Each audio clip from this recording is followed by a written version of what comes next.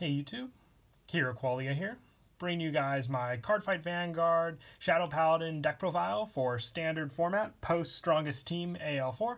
This is the first deck out of the four from the latest main booster pack that I'm bringing you guys a deck profile for. It's actually the one that I was building myself from the deck, Shadow Paladins. Very happy actually that I was able to finish the deck as a whole from all the boxes I bought. Really lucked out on the pulls for the Vanguard rare ratios, even pulling the Secret Vanguard rare. Was very happy about that as well. But it's a really fun deck. The whole point of the Shadow Paladin deck really goes back to the times when it first got released in Eclipse of Illusionary Shadows, where you sacrificed your own rear guards to gain different abilities for Phantom Blaster Dragon and a whole bunch of other cards, also making your opponent retire their own rear guards with their choice. So let's go ahead and get started with the deck profile.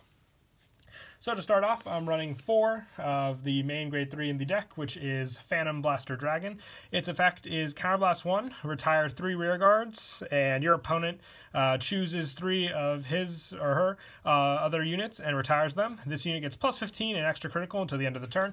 Now this was a mistake they made on the Phantom Blaster Dragon card for the first release, where it says units. It has to be rear guards. You can't retire your opponent's Vanguard, obviously. So you choose and retire 3 of yours, then your opponent chooses 3 of his or her rear guards, and then it gets plus 15 extra critical. Really plays back to the old effect of Phantom Blaster Dragon with the retire.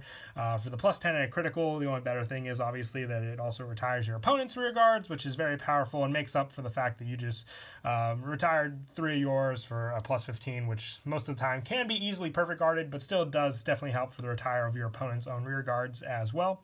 And also a once per turn, if your opponent has 4 or less cards in their damage zone and they have no rear guards, you can Soul Blast 1 grade 3 and deal 1 damage to your opponent's Vanguard. So that's really where the pressure lies with this card, being able to deal 1 damage to them along with killing all their rear guards. You're really taking up all of their resources with this card as a whole and that ability. So ultimate pressure, you just want to make sure you can fill out your rear guards, which a lot of the other cards in the deck definitely do help take care of.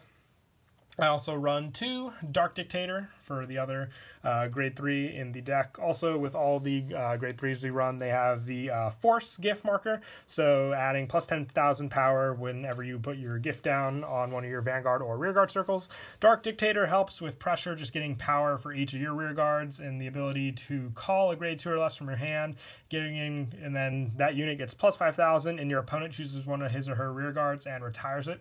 So it's got call power, plus a lot of your units in this deck also benefit from being called with an ability, so Dark Dictator definitely does help with that as well. A great backup to Phantom Blaster Dragon as a unit. And I also run 2 Dark Mage Babkakar. Sorry if I really butchered that name. It just really does not roll off the tongue easily. It's a once per turn Soul Blast 1. Look at the top card of your deck and call it to rear or put it into your drop zone. If you called it, that unit gets plus 5 until the end of that turn. At the end of the turn, retire that unit. So what's best about this card is the fact that it's a Vanguard or a rear guard effect, and really it helps for getting the cards you need to use to sacrifice for your Phantom Blaster Dragon. Just 2 of though, you really want to get the other ones on your Vanguard, whether it be Dark Dictator or Phantom Blaster Dragon. So you really only need 2 of this card in there to have as a backup grade 3 resource. But it still has the Force marker, so you can benefit from riding it on the Vanguard as well.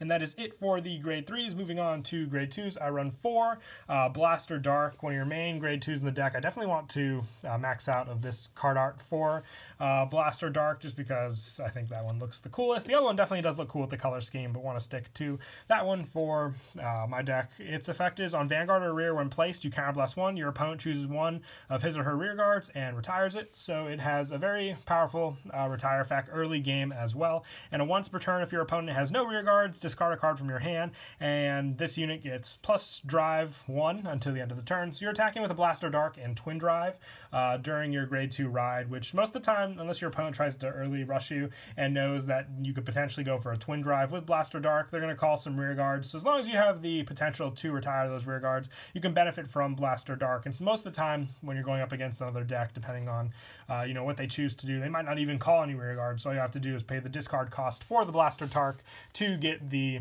plus drive. And I also run 2 Darkness Maiden Maka. I was trying to decide how many of this card I wanted to run in the deck. It's a Counterblast 1 and call grade 1 or less from your hand to rear. Draw a card, and this unit gets plus 5,000 to the end of the turn. You get a draw off the fact, so very beneficial for draw power on that. Plus the fact, like I said, there are plenty of units, which we'll get to, which benefit from being called from the hand and gaining abilities. So Maka just helps for that setup, and it's a Vanguard or a Rearguard effect as well, so you'll have that to rely on also.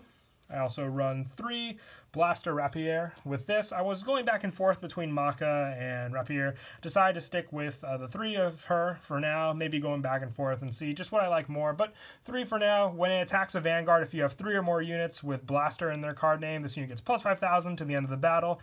And on Rearguard, when an attack hits a Vanguard, you can counterblast 1, your opponent chooses one of his or her units and retires it. So more build up for retiring your opponent's Rearguards. You will have to use, obviously, Blaster Dark's Axe skill during the main phase, so the retire for the Rearguards doesn't come as handy, but the plus 5 and the retire late game and just, you know, when you're on a grade 3 Vanguard definitely does help build up for that consistency. And I also run 3 Tragic Knight Cathbad. With this, I really like it. It's probably one of the best commons for Shadow Paladins, that I found in the deck. It's when it attacks a Vanguard, this unit gets plus 3,000 to the end of that battle for each Rearguard you have more than your opponent.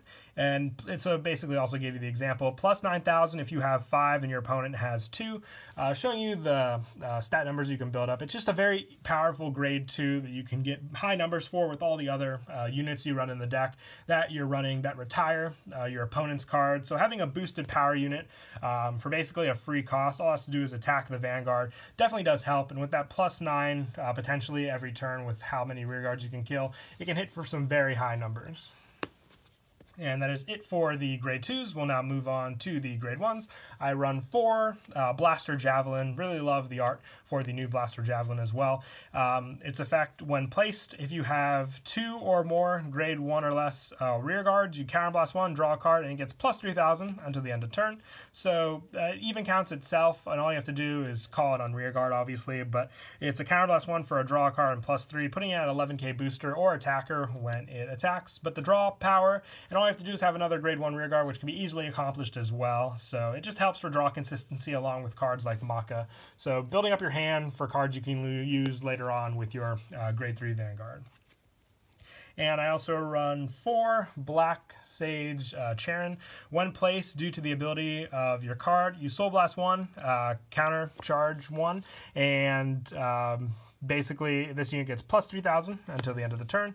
So it's just an easy Soul Blast, but you don't really use your Soul for too much else in the deck, but you definitely are pretty Counterblast heavy with this deck. So for Charon really does help with the overall Counterblast reliance of the deck, so you can have resources to use. So it's a definite 4 of, and the plus 3,000 just definitely does come in handy as well.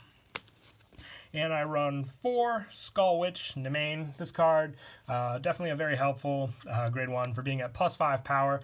From Rearguard, you rest this unit, search your deck for up to 1 5,000 power card, call it to an open rear, and shuffle your deck. This ability may only be used by a card with the same card name once a turn. Nemain just basically searches herself. That's why we're running 4 of this card. So helps with the card calling resources, especially if you can call it off of cards like Dark Mage. Then you can rely on just, you know, one card that got your full field out and then ready to sacrifice to Phantom Blaster Dragon. All you have to do is rest as well. No Counterblast or Soul Blast required for Skull Witch Nemain. So that definitely does help with the deck as a whole. The only thing that kind of sucks with it is the fact that if you have to ride it, it means your opponent can pretty much press you early on, but it's not really the end of the world there. But like I said, the plus 5 unit card, you can also call triggers if you're all out of Nemain, so you definitely have those options available to you. But most of the time you just want to rely on calling her with this ability. And I also run 1 Blaster Dagger. I was debating on if I wanted to run 1 or 2 of this card, swapping back and forth maybe between Blaster Javelin or Black Sage Charon for this card. It's a when it attacks or attack, it boosted hits a Vanguard, put it into the soul. Your opponent chooses one of his or her rear guards and retires. It's a good helpful retire effect to work with some of your other cards like Rapier or Blaster Dark, and also building up your soul in the same process to use with cards like Charon. So if I was to add a second one in, I would most likely just take out either Charon, one of them, or 1 Blaster Javelin. But the one of definitely does help because it also has Blaster in its card name, so it works well with Rapier having the 3 different blasters on the field also. And that is it for the grade 1s. Moving on to grade 0s, your starter, full bow. Love that they kept it the same starter, so you can run Javelin, Blaster Dark, and Fan Blaster Dragon all in the same deck with the original Ride Chain, same draw power effect as well. And then for the trigger lineup, I decided to stick with the 8 critical just for best pressure. So 4 Darkside Trumpeter and 4 Death Feather Eagle for the 8 critical. And then for the draw trigger, running Dark Shield Maclear. This is your perfect guard as well, like all the other draw trigger perfect guards. Very awesome art as well for Maclear back in action. And lastly, the original retro heal trigger, Abyss Healer, to finish off the deck. But that is it for the deck profile. I hope you guys enjoyed the video. Very happy with the fact that I was able to complete this deck and hoping to get out some games to you all as well soon to record. We'll see which ones we want. Hopefully to another maybe full-powered Phantom Blaster Dragon deck versus Royal Paladins or Kagero again. You all seem to really enjoy that one for sure. But until then, please don't forget to leave a like and subscribe. And Kira Qualia out.